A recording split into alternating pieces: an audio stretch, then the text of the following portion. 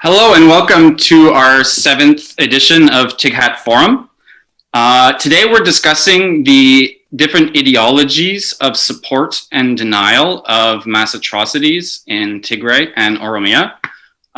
We're happy to welcome Khadijah Abdurahman, who is a tech impact research fellow at NYU's AI Now Institute. Her research focus is on predictive analytics in New York City child welfare system and the role of tech and mass atrocities in the Horn of Africa. She recently wrote an article with Ayantu Tibeso entitled Tigray, Oromia, and the Ethiopian Empire for Funambulist publication. And it deals with many of the issues that we're going to be discussing today. So welcome, Khadijah. Thank you. Thank you very much for having me. And also joining our panel discussion today, we have Goitom Gebreluel, who is a Tghat member and is in no need of introduction. Welcome, Goitom. So our first issue of debate is in terms of the different ideologies that are sort of undergirding the events in Ethiopia, relates to the competing narratives of history in Ethiopia. So there's two sort of broader narratives of Ethiopian history. The first I would call Ethiopiawinet, which is a Ethiopian nationalist version of history, where Ethiopia is presented as the only country in Africa that was never colonized,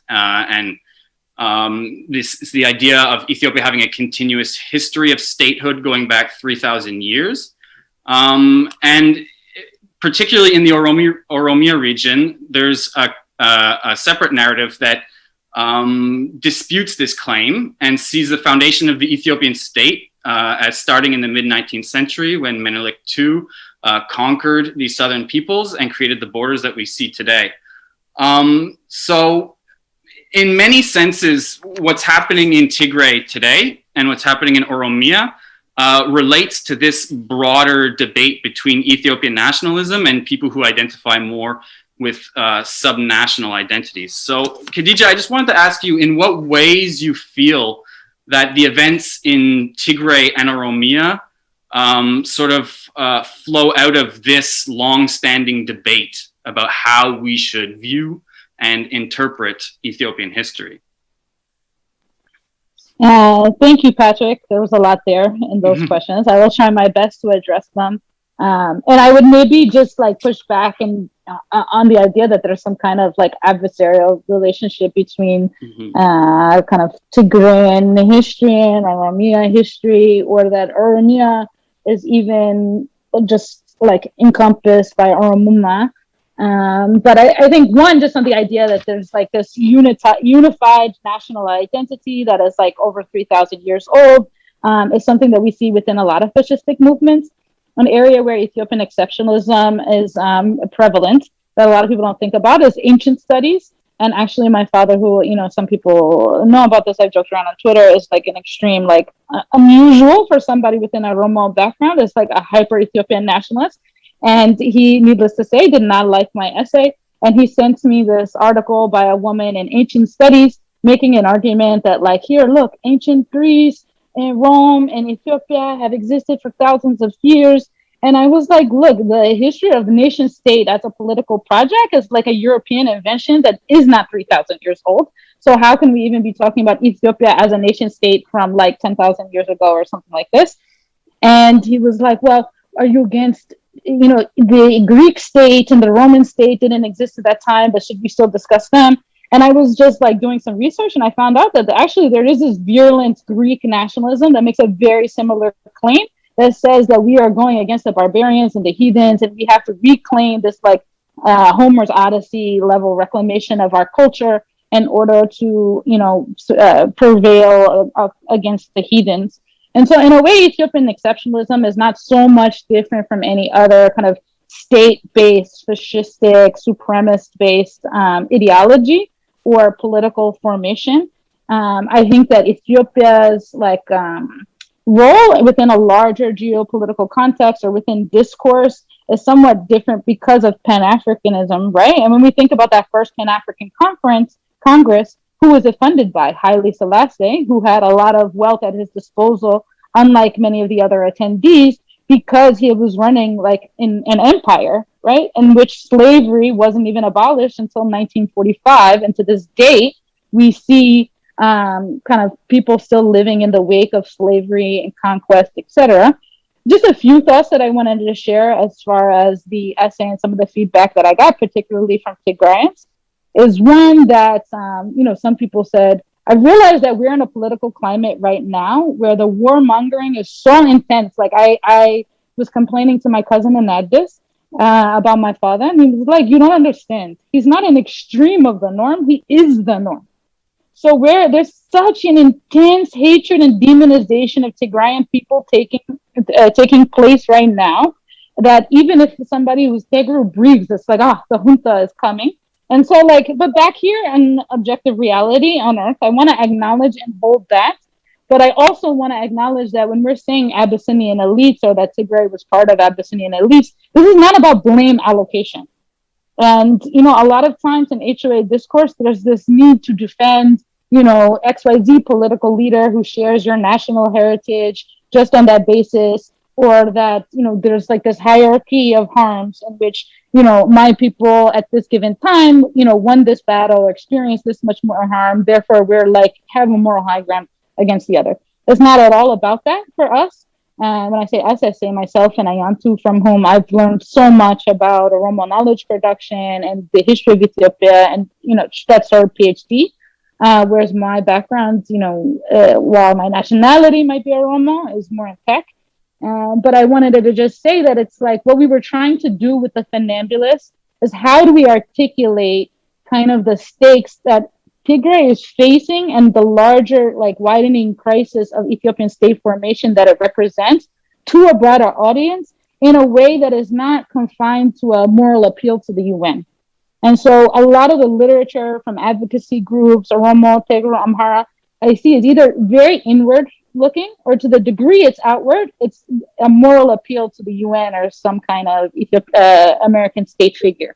And so I think that can be limiting in terms of not just people's ability to see and for it to be legible what's happening, but for them to intervene and understand where the stakes are beyond just listing the atrocities. Because frankly, for Americans, the assumption is that Black people and Ethiopians in particular are already starving or at war and have no sense of the differentiation. So to just list the atrocities themselves does not cause political consciousness.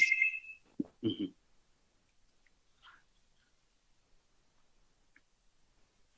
I can maybe jump in there. So what I liked about Khadijah and Ayantu's article was that it drew attention to the political nature of the violence, which has been, I think, overlooked. There's a tendency to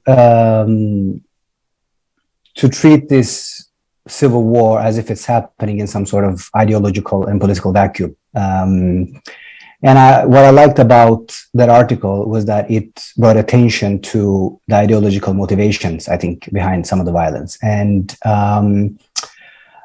what's interesting is how that ideology that Abiy Ahmed is projecting uses words like unity and social harmony and so forth when engaging with the outside world. And automatically that sort of sounds very nice, and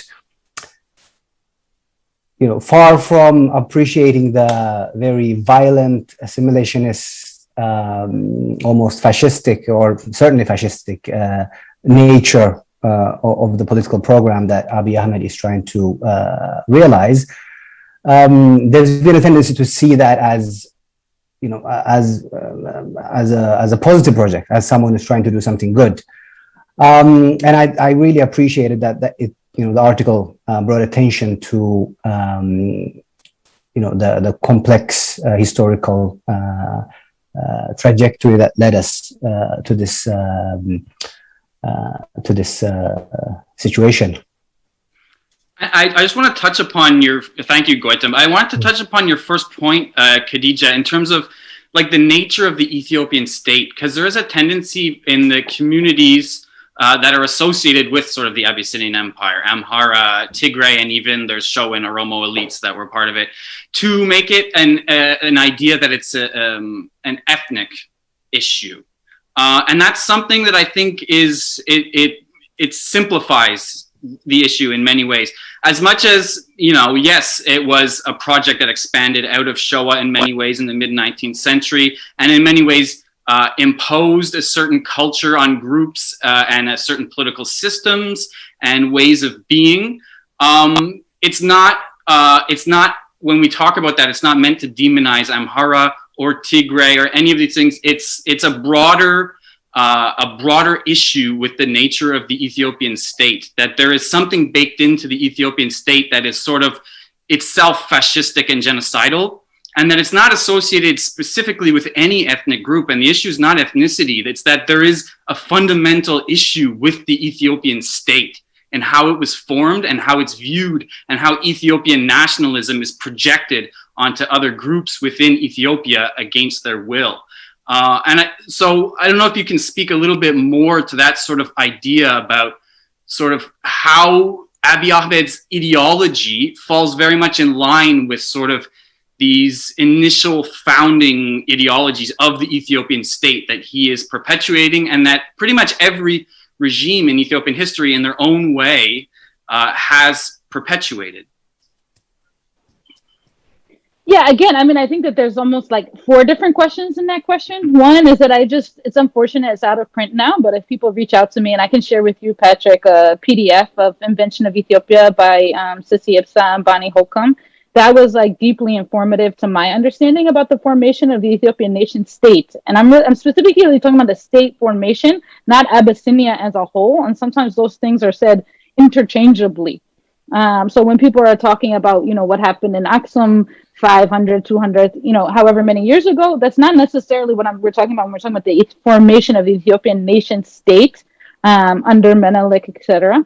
The other point that I wanted to make is, the thing that is, it goes in both directions. So there's the degree to which the U.S. left has, taken up kind of rigid, dogmatic positions that were from the 1960s and 70s that are kind of intertwined with highly Rastafarians' mythology around Haile Selassie, and that there's this ancient Christian kingdom that is homogenous in Ethiopia. And you see this also get reinforced in the Pan-African Congress, as is bankrolled by Haile Selassie. But there's also maybe because of that, I'm not sure. But there's also, I don't think, when I see in the HOA discourse, enough engagement with some of the other tools, frameworks, and methodologies of the Black left. And when I say Black left here, we were talking about before we started recording, I know the left in the HOA context seems so pejorative because of Black Agenda Report and Ann Garrison and these kind of people under the banner of anti-imperialism who are somehow trying to propagate Isaias Afwerki and Abiy Ahmed as freedom fighters, which is ridiculous. But when I see Prosperity Party, I think so much of the George Bush regime and Creflo Dollar. This was the height of evangelicalism, and Creflo Dollar with his prosperity gospel. Prosperity Party, Prosperity Gospel, thinking about Jesus Camp, this kind of hyper-militarization combined with this very specific strand of evangelicalism and xenophobia in this kind of post-truth, post-fact nexus. And we see that as a historical parallel to what's happening now with Abiy, not just that he himself identifies as a Pentecostal, but even the way that Pentecostalism specifically has been used to say that Tigrayans have been demonized by the devil, and therefore these parasites on the Ethiopian body politic and should be exterminated and be subject to some kind of to a state of exception in which the rules of law and the kind of regulations we would apply to our fellow humanity they're no longer subject to. So again, I feel like you asked a lot of questions, but what I did wanted to say is that I do think, for me, something that I really try to stress in that essay, and a lot of times I talk about on Twitter, is that militias are not people. And I know a lot of people disagree with me on this topic. For me, it's not a question of do you support TDF, do you support OLA, or do you not? But I do think it is important that you make a distinction and that they're not one in the same. And also that the political space cannot be limited to only consideration of militias or kind of slogans or manifestos. That the political space is much bigger than that. And all of our elites have failed us. I mean, even to me, I guess to this day, you could say as some kind of intellectual in the diaspora, I'm an elite, right? We're all failing because, people are suffering right now. And I think there's not a clear, viable political project of how to go forward right now. And I personally, I don't have the answer. I just know that more people have to come through and we need to have a very intersectional approach and thinking through what that might look like. Thank you. Goitom, I just want to leave a little space for you if you want to respond to any of the points that Khadijah just raised or any of the points in her article with Ayantu, if there was any points of agreement or disagreement that you want to specifically highlight. Yes, I agree with most of what Khadijah said. I would, my view on moving forward, I think the biggest obstacle now is this political force that's in power. Because for me, the differences between the opposition parties are overcomable. And I think in 2018, there was a commitment by many political factions to try to find some sort of compromise. And there was really just one group that was seeking, total power in this equation for me. So I think if you take that political force out of the equation, the opportunity for or the possibilities for finding some sort of compromise are much bigger. So it might sound simplistic, but I do actually think that there is one political ideology that's making compromise really, really difficult. And that's not, it has nothing to do with personalities. It doesn't even have to do with political parties. It's the political project itself. What it seeks to achieve is incompatible with Ethiopia's social and political reality, if you ask me. Because Abiy Ahmed's political project is not simply to remain in power, but it's also to, in my view, create Ethiopia in the image of Abyssinia. It is to go back to that pre-1995 form of nationhood and statehood. And if you look at his supporters also, you will see that there is a clear sort of ideological dimension to support in opposition to Abiy Ahmed. He has support from Izema, the descendants of Haile Selassie in the monarchy, and to some extent even from EPRP. These are political factions that, the only thing that they have in common is their view of nationalism. And they seem to be committed to pursue that political project by any means. So essentially it's going to be very difficult to find a compromise there because the ideas are essentially incompatible. If you put, the ONLF and OLF into some sort of negotiation, they will be discussing power sharing arrangements. They'll differ on formulas in terms of, how to share power and so forth. They can actually agree on the state structure and how to structure society, I think, to a great extent. When it comes to the unitary nationalists, that is essentially incompatible with, I think, the social reality of Ethiopia today, but also what most political factions in Ethiopia are willing to concede. I'm curious to hear your views on this. Mm-hmm. So a lot of the issues you relate sort of speak to how, in the current context, these debates over Ethiopian nationalism relate to the multinational federal constitution, which was adopted in 1995, primarily between negotiations between the TPLF and forces in Oromia, the OLF, and other groups. There's basically two sort of broader visions about how to interpret sort of the post-1995 history. A first one sort of places blame on the Constitution itself for being responsible for the levels of sort of instability that we're currently experiencing. A second perspective sort of makes the argument that the Constitution is just a reflection of these conflicts within Ethiopian society, and that it was maybe perhaps an imperfect attempt to address those issues, but that the real issue is not the Constitution itself per se, but that the Constitution was never actually effectively implemented. So I don't know if you can talk to that a little bit, Khadijah, in terms of that debate and how that informs current politics in Tigray and Oromia, and how Abiy Ahmed has dealt with his political opposition in those two regions specifically. I mean, I think if you read our essay, we come out as we're very pro multinational federalism. And I mean, that kind of like hyper Amhara supremacy, hyper nationalism is obsessed with this idea of centralization and undermining the multi-federal constitution. In the essay, we also, discuss how, like, mirroring recent events leading up to this war, the transitional government executed, jailed, and removed many of the political dissidents and formed satellite parties. So it kind of undermined, like, the true spirit of it. But I think that, on some level, a national dialogue that would kind of bring people to the table is appealing to me. That said, what is this EPDRF like version 2? What does it really look like? And something that I've been thinking about, and I'm not at all an expert in Guinea, but I was watching the Guinea coup a couple of days ago, and here you have what is his name? His first name is very funny, actually. What is it? Alpha. Alpha makes me think of Naomi. His Alpha Conde.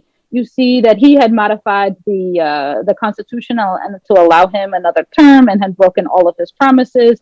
And now there's a military coup. And I kind of, regardless whether there was some kind of AFRICOM involvement or not, the idea that, like, yet another dictator who didn't have the interests of the people was disposed of is appealing to me. That said, militaries cannot govern. And so Goitom, part of what I'm like thinking about and hearing you speak, and what I'm saying is that I'm not optimistic about a political project.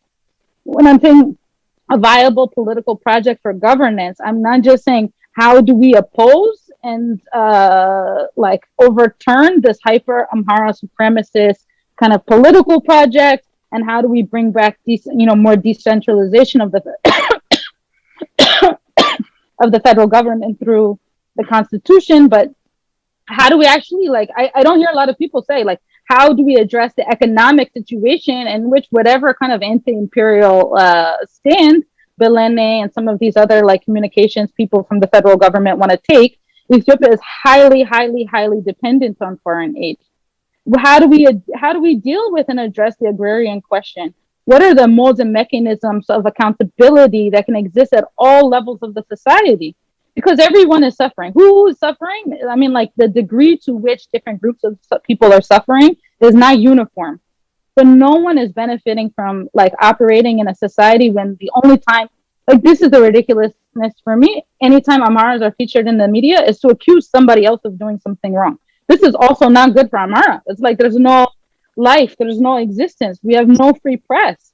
And so I would just like to see, personally, I haven't seen anyone put forward, a really viable, coherent political project. I was wondering if you have any thoughts on that, Goitom, in terms of how the debate over the federal constitution feeds into the current crises in Tigray and Oromia, and sort of Khadijah's discussion about ways forward and thinking about sort of how to address these issues going forward. Sorry, I was muted. Yes, I was going to say, I think the biggest obstacle now is that we have a group in power that is committed to maintaining total power at any cost. And the ball is really in their court. If they don't agree to some sort of democratic process, and they had the chance, they've been in control of the state for 3 years now, and their main task, their main job was to actually democratize Ethiopia. They failed in that task, and it's not a matter of competence or anything, it's just a matter of will. So how we politically get by that, I'm not sure. It seems to me to be purely a military matter now, because there is essentially no interest in any form of dialogue, in any sincere dialogue. I think if there is any sincere willingness from the side of the government and its supporters, the first steps to take are quite clear. Allow humanitarian aid into Tigray, release political prisoners like Jawar Mohammed, and show that you are genuine about, a political process. I think the big problem, for which I don't have an answer, is after Abiy Ahmed, the problem is not going to be how to make multinational federalism work or figuring out an economic policy. I mean, these are obviously going to be challenges, but the big challenge is going to be convincing, I suspect, a number of Ethiopian nationalities that it is safe and best for them to stay within Ethiopia. That in itself is going to be a major, major task. And,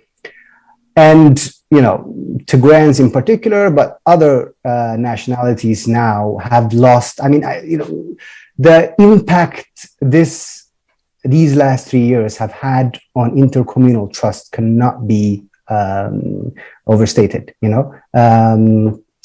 It's talking to a lot of people, it's the impression I'm getting is that there is no more trust, and so building trust amongst or between communities and reviving any sort of hope and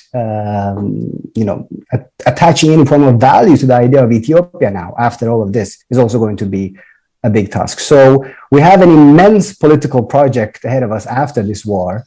I'm not sure I'm in that category even myself, to be honest, but those that want to see Ethiopia continue as a country, convincing Ethiopians that this is actually the better option is going to be immensely difficult. So, and that is really, an existential issue. So we have a lot of challenges ahead, essentially.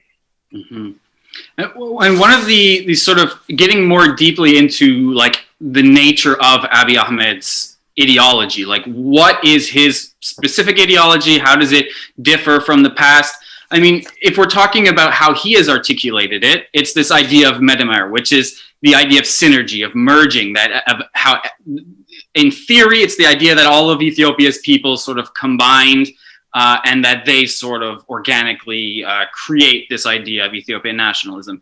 But a lot of people, when they hear that, what they hear is sort of past iterations of unity and PanAfricanism. Like Mengistu had this idea of Ethiopia Tikdem, Ethiopia first, which was sort of the idea that subnational identity needs to be suppressed, and that the way to sort of unify is through this broader Ethiopian ideology. But for many people in places like Oromia and Tigray and Walaita and Sidama and other areas, they see this as an assimilationist project.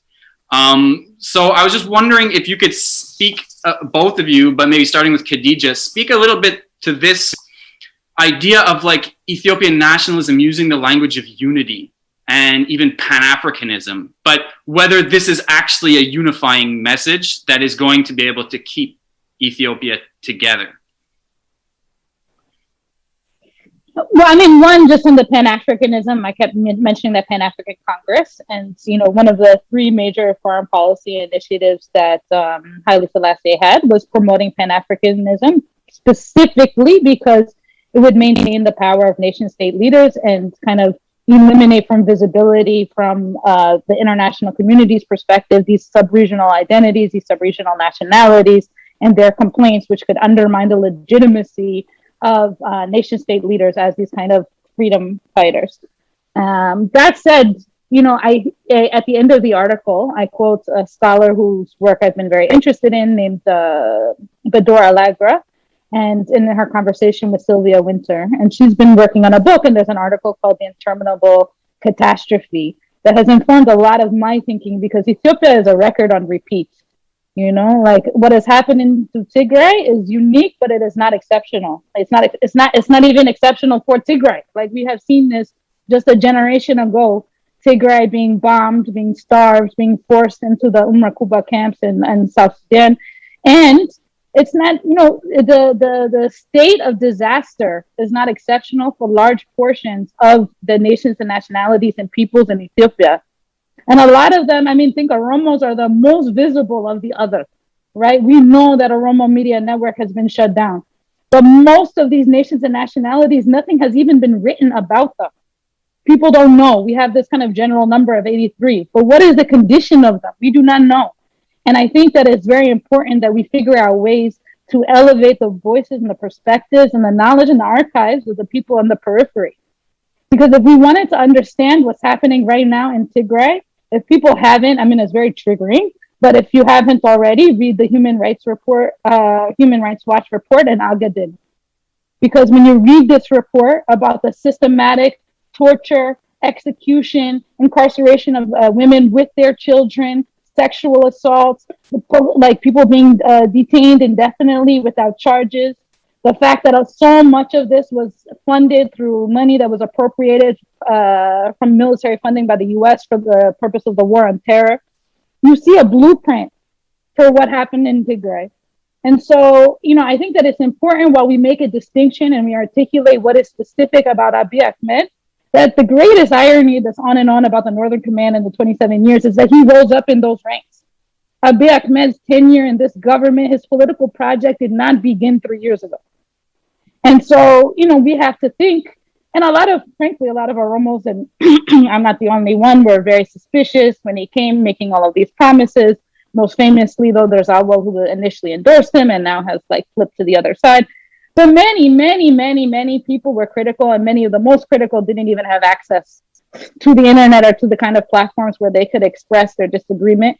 But the fact that we were bamboozled by someone who is the head of the INSA, the head of the spy agency, somebody who supervised these security agencies that under the previous regime were torturing and eliminating political dissidents, and now is a prime minister and was supposed to lead us all to some kind of unified freedom, is a joke. And I think for anybody that came to us as a surprise, is a moment for reflection. I'm not saying that anyone deserves the fate that they're in, and I'm saying that, for the experiences of people on the periphery, their entire relationship to the Ethiopian state has been one of catastrophe. And so the reason why I brought up Bador Alagra's work is because, ultimately I'm actually an optimist. And so I do not think that it's inevitable that we have the record repeating, but we have to do better than just want the end of the current reign. We wanted the Derg to fall. We celebrated when the Derg fell.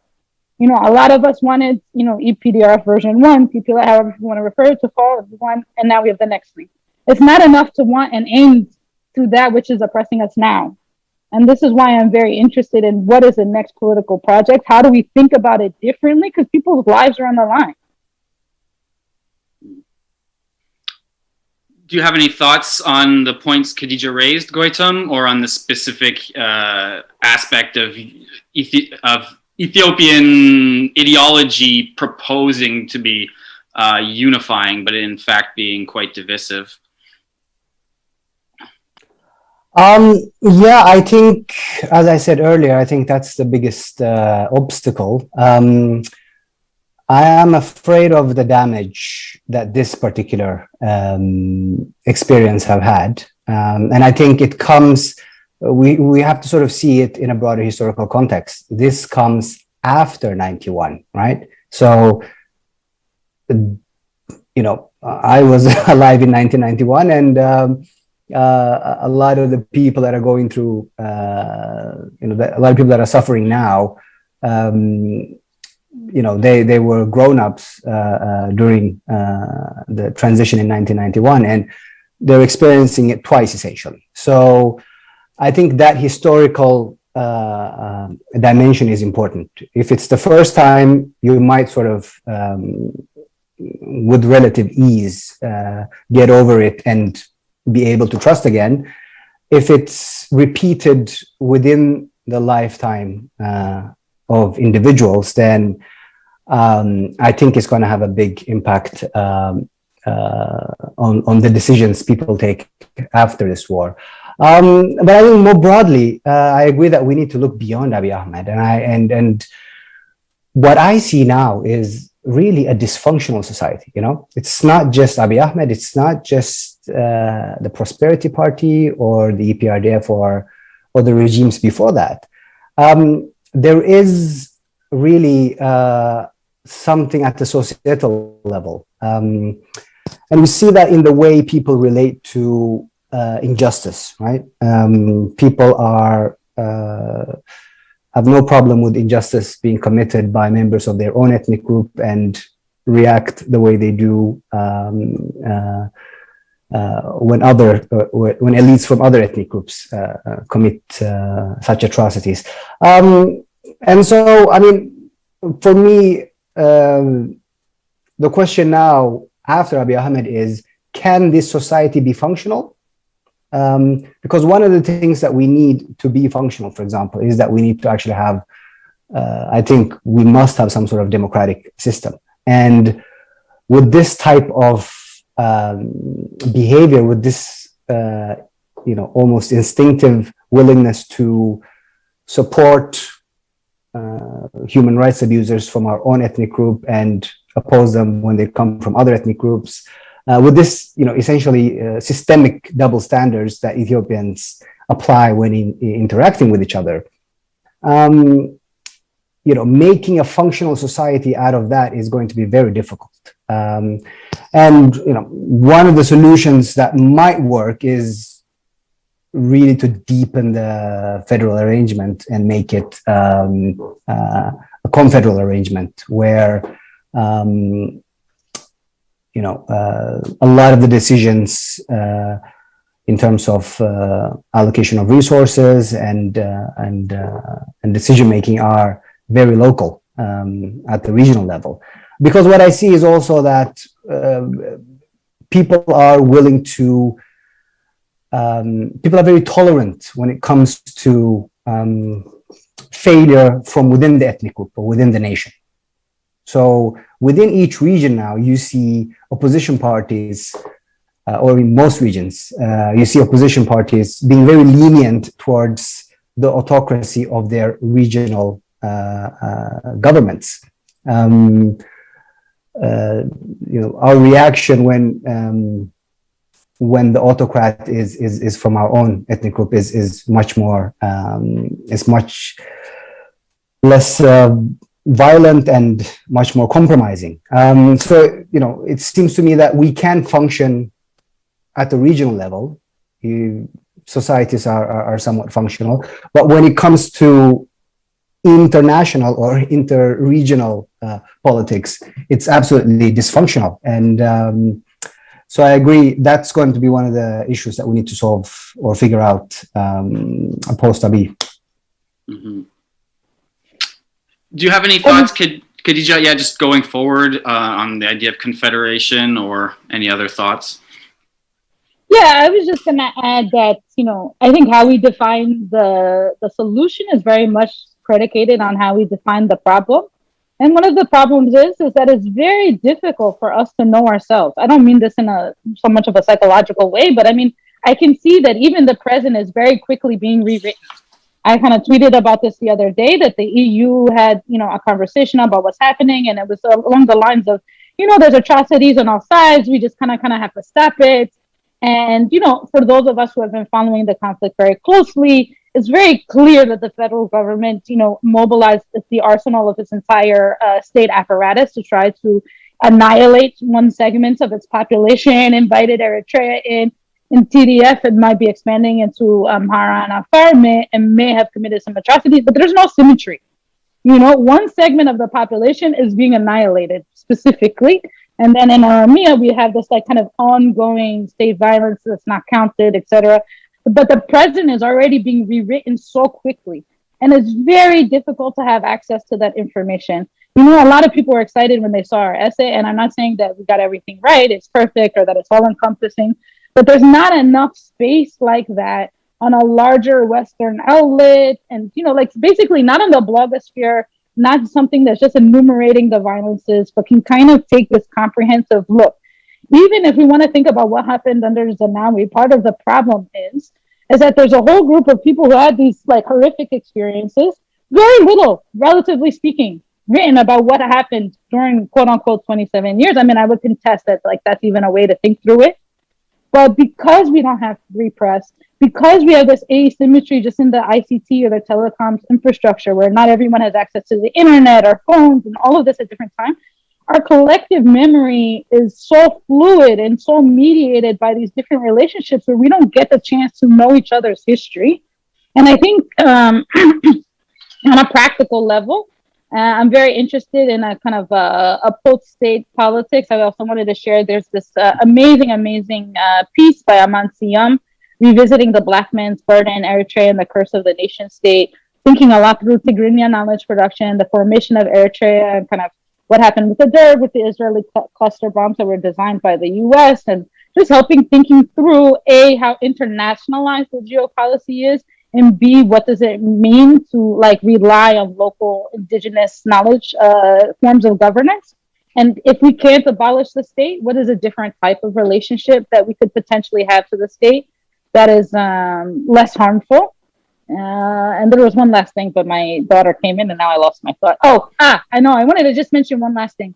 I don't think that is something about Ethiopian personality that, you know, we all just support our own genocidal leaders. What I do think is that there is an unaddressed hyper-royalism, which I've learned a lot is very parallel in Thailand. There's a scholar that I just pulled up right now, Thongchai Winchaiko, and I really recommend people watch the Zoom video of his talk because it's so much like the Prosperity Party. Hyper-royalism, this hyper-Pentecostal Christianity that's marginalized in the name of genocide. And there's this very dynastic mentality that you don't just murder your enemy, but you shame them, you build something to create dominance. And that then is reproduced in people's social relationships. It's not enough just to reject somebody's point of view. You have to reject their humanity. And I think that we have to think through like how these legacies of historical conquest and violence play out then in the interpersonal. And even within each region, like as it relates to gender, disability, etc. Thank you. Moving on from like the direct ideologies of the state, I wanted to ask you, Goitom, in terms of civil society. So generally, civil society in other contexts plays a more pacifying role. You'll see religious organizations, intellectuals, and other civic actors challenging the government, bridging divides across communities, and forming anti-war coalitions. In the Ethiopian context, in the context of current events, there hasn't been a sort of a large outcry from civil society, and you've actually seen a lot of organizations supporting the war, being supportive of it. We recently saw a call for peace by 24 Ethiopian civil society organizations. But I was just wondering if you think that that specific call was a positive step and how you would characterize the response of Ethiopian civil society to this war more generally.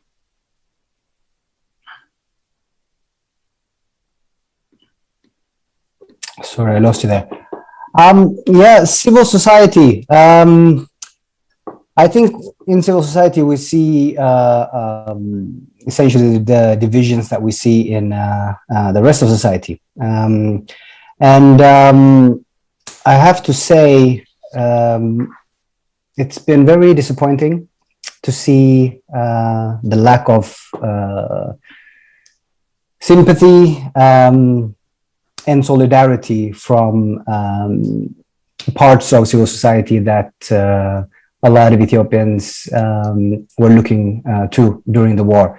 The religious establishment, but also media and intellectuals and so forth. I think one problem has been a lack of honesty. There's been, one group that's been very overtly pro-war, but much of civil society has really supported the status quo by not so much, directly making statements in favor of the war, but by obscuring the political nature of the violence, by theorizing and legalizing and adding all these elements that take away the political and the criminal nature of what's been going on, and the fact that what we're dealing with is a state-led project to exterminate an entire population. So that's been very disappointing. I think moving forward, the way civil society can be a positive player is to start really by being honest about what's going on, acknowledging the fact that it's a state-led attempt at exterminating a people, that mass rape is being used as a weapon of war, that starvation is being used as a weapon of war, and that there is no symmetry between the parties when it comes to the violence and the crimes being committed, and acknowledge the gravity of the situation. If you don't do that, then we don't really have a base to communicate. And I think that's an important step. And I've seen some people try to engage the issue, and I find that it's often half-hearted, and it, as I said, obscures the political and grave nature of these violations. So I hope moving forward, members of the media, intellectuals, and other civil society groups will start by really acknowledging the grotesque, political, systemic nature of the crimes being committed in Tigray. Thank you. And Khadijah, do you have any of your own thoughts in terms of the role that civil society has played thus far, and looking forward in terms of like the role that civil society could play, that the positive effects that they could have if they were playing a different role? Mainly, I have to ask, what civic society? I mean, I think that the largest civic society organization in Ethiopia is informant networks, and then security forces. I personally, is not just that I am not Christian, but I think that the role Christianity has played historically in Ethiopia has been problematic, and also even for those who are not actively warmongering, what mechanisms of accountability or buffers do they have to speak out? People are terrified. They're like, and I mean, I know this from my family in Addis. I mean, their Tigray friends are being iced out of their relationships. People are distancing themselves. People are having their bank accounts frozen or being detained indefinitely without charges. And there's kind of hush whispers. Well, most of them, they support the terrorists, so maybe this is for the right thing. I think we have to think about how did this hyper militarization of society precede the current moment. Because you cannot just declare this kind of demonization of one group. It's predicated on this larger paranoia that has been built up, this gutting out of civic society that led, Meles was often very vehement about not allowing humanitarian aid to go to civic society organizations because it can be a way to contest power. Part of the fact that there is this lack of internet access and other infrastructure in many of the rural areas, particularly in Oromia. Where have we seen a lot of sub-regional blackouts prior to the war in November is specifically in Oromia. Why? Because, there has historically been the response to political dissent is to annihilate it. And so, as far as the letter, I mean, it's kind of a joke. I do think it's the first example of I've seen warmongering, people knowing how to use the internet. I think to the degree that it's tactically prescient, for people that have no larger political context, now when you Google that,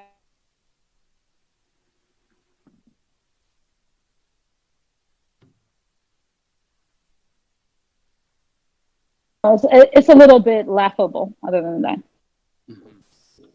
Yeah. The last sort of like broad topic in terms of like ideologies of sort of genocide denial, genocide support, the sort of third branch that we want to talk about after the state, civil society, was sort of the international response. So you have seen a great deal of criticism in the international media of Abiy Ahmed's sort of role in this war. But you're also seeing a sort of degree of support for it and also denialism. And it's actually a bit surprising that a lot of that is coming from circles where people purport to be leftists and purport to be anti-imperialist. So I'm just wondering, Khadijah, if you could speak a bit to that. Like, how do we explain this tendency of people who call themselves leftists and anti-imperialists to be supporting and denying the events?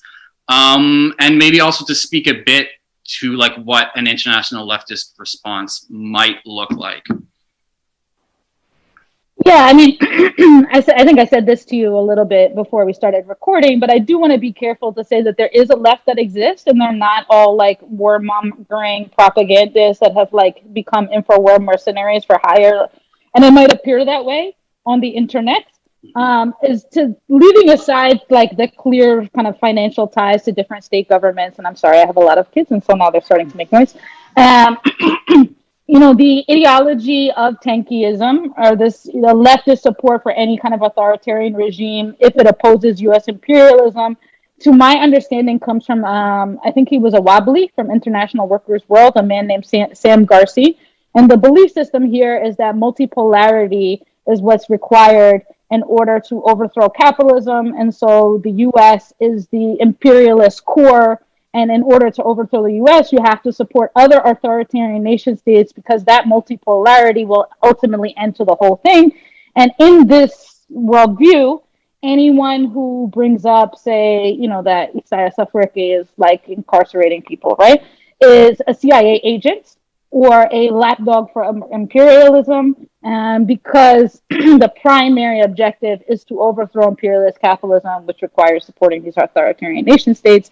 This is also kind of a circular logic, but just to explain, like, that's where that kind of, the genealogy of that thought process comes from.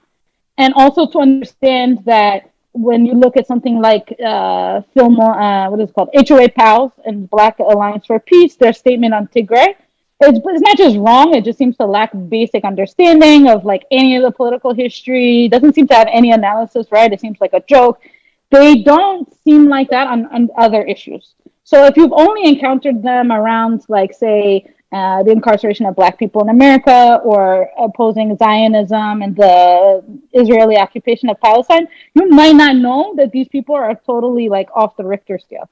There are times when U.S. imperialism is primary and that their politics are more aligned with reality than this very particular circumstance. And I think as far as there's like some kind of financial arrangement or deal or like those, that's happening at the higher echelons. But I think their foot soldiers are people who are really just looking, you know, when you ask about civic society, you know, do we even live in a society in the West? People are like, they have Zoom and like TikTok, you know, people are feeling very extremely alienated, searching for a source of purpose. And they can give you a sense of identity to be part of this organization. And if you don't know it, if you've never been to any of these places, you don't know anything about it, you wouldn't necessarily realize that you are supporting, you know, warmongering, like genocidal nation states. That's my most generous explanation. Thanks. Do you have any thoughts on that, Goitom, in terms of the sort of people who hold themselves to be anti-imperialists, who have just sort of blanket made TPLF the sort of black sheep and are supporting Isaias Afwerki and Abiy Ahmed, and like how we explain sort of this version of leftism? Yeah, I would actually add that it also applies to the more established left. I've had a friend recently who sent an article to a very prominent journal in that established left, and it was the editors demanded that he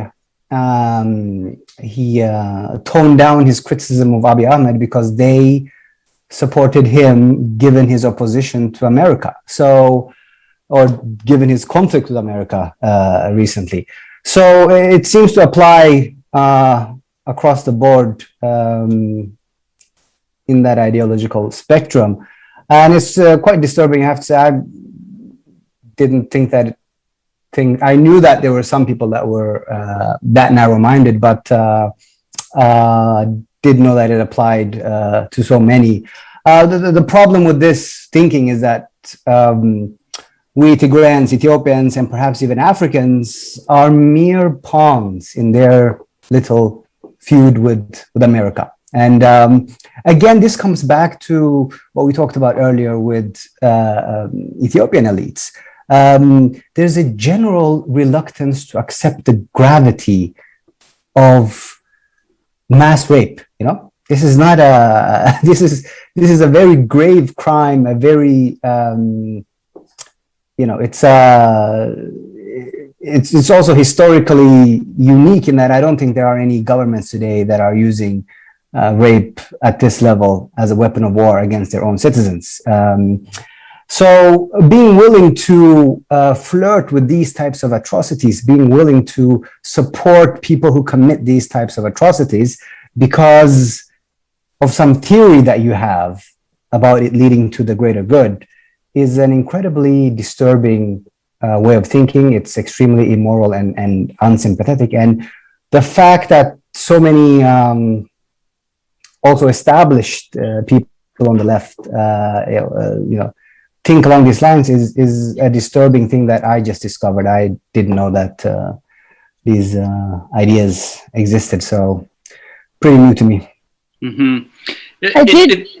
Can I just add something? I think there's one aspect that I think some of these people are just info war mercenaries. And like the idea here is not even to substantiate your version of the narrative, but just to pollute the ecosystem enough and that people cannot tell what is true and what is not true.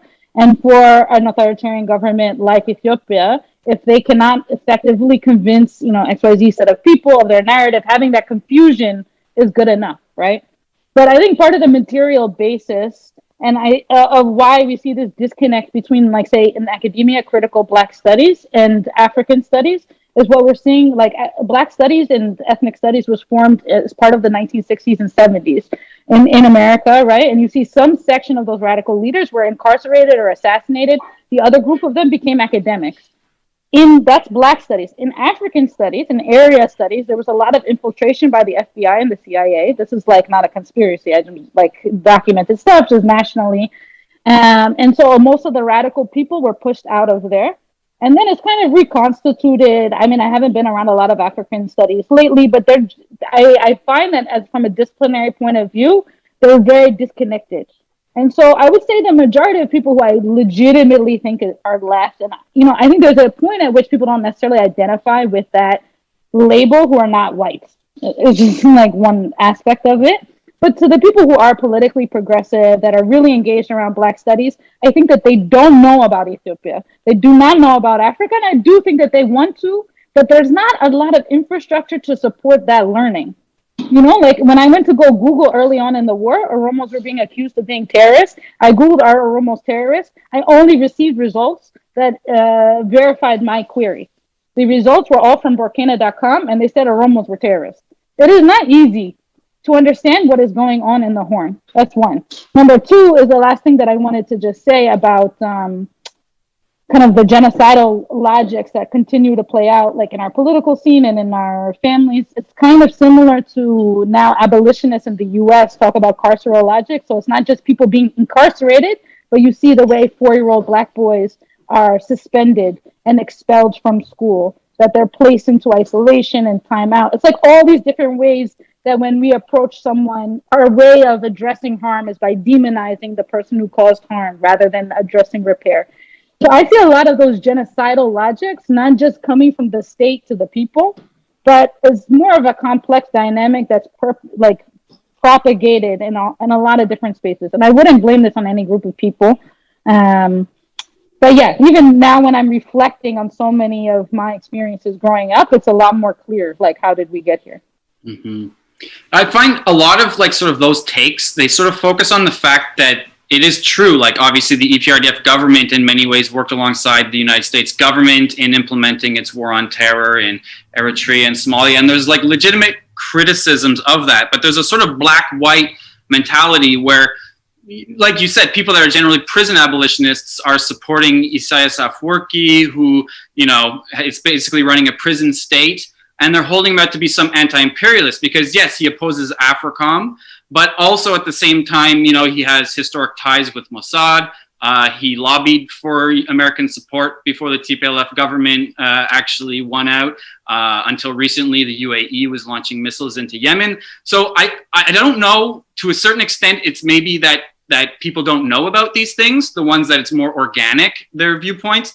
And then there's also, like you said, certain people that have interests that they're actually purposely trying to distort the narrative and to rewrite Isaias Afwerki as a legitimate anti-imperialist, and to leave out the fact that Abiy Ahmed is also came in promoting a neoliberal project of sort of privatizing the economy, and he won the Nobel Peace Prize, and he was a Western darling, and that it was only when this war started that you started seeing criticism from the West. So yeah, I think there's a combination of more organically people just not knowing the Horn of Africa and being fooled into this by certain people, and then also a cohort of people that are purposely trying to mislead.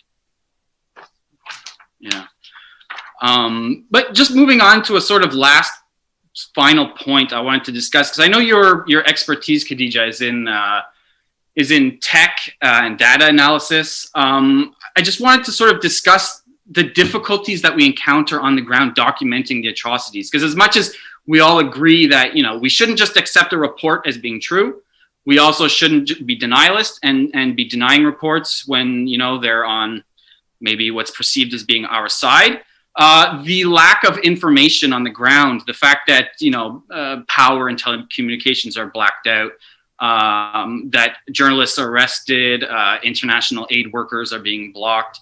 It makes it very difficult to actually know what is happening, and there's always competing narratives on both sides about what happened in terms of the atrocities that are taking place. So I was just wanting you to talk a little bit about how we navigate that space in terms of data analysis and collecting information and knowing, you know, what is truth and how to verify it. Yeah, just to clarify, I wouldn't say that like my expertise is data analysis per se, but I do take a critical look at different frameworks and infrastructures. So in the U.S. context, a lot of what I'm looking at, in plain language, predictive analytics and child welfare system. What that means is these algorithms or equations to predict whose child should be removed. And it's a form of social control that up until recently has not touched Ethiopia because the state doesn't have that level of control of populations through this kind of identity scheme. That is shifting now. You can see that Addis recently announced that they're going to have the largest student ID blockchain experiment in the continent.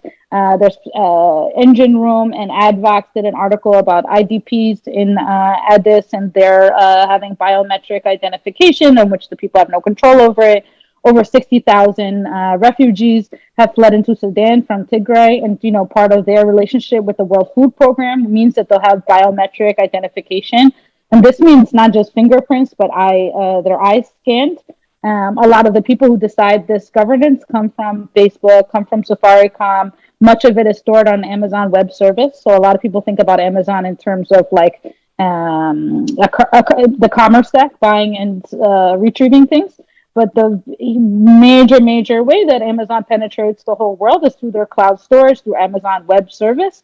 And so there's data breaches. People should know that last year, the Memorandum of Understanding was signed with the UNHCR and the Department of Homeland Security, that anyone who applies for asylum in the U.S., even if they never come here, their biometric data will be shared.